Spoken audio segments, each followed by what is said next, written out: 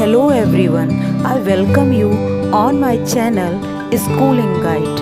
In today's video lecture, we are going to talk about Humayun, who succeeded Babur. Actually, Babur had divided his empire between his four sons. They were Humayun, Kamran, Ashkari and Hindal. But his brother always troubled him because the area that were given to them was small as compared to Humayun. On other side, Bahadur Shah, the ruler of Gujarat, was also dreaming to expand his empire and was a great enemy of Humayun. In 1534, Humayun defeated him and captured Gujarat and Malwa. But as soon as Humayun turned back, Bahadur Shah retook his kingdom.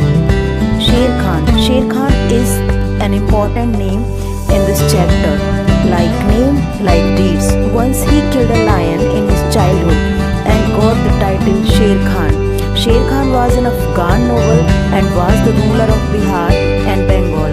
He fought against Humayun for 2 years. In 1532, they met in a battlefield. Humayun won and captured the fort of Chunar, but Sher Shah made a sudden attack on the Mughal army at Chausa in 1539. Thousands of Humayun's soldiers were killed, and Humayun also jumped into the river Ganga along with his horse, and a water carrier saved his life.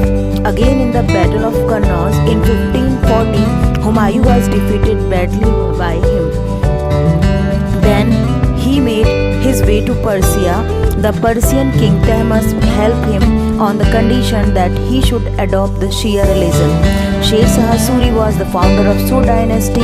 His empire extended from Bengal to Indus, excluding Kashmir. He was one of the greatest administrators in Indian history. During his 5 years rule from 1540 to 1545, he set up a new economic and military administration.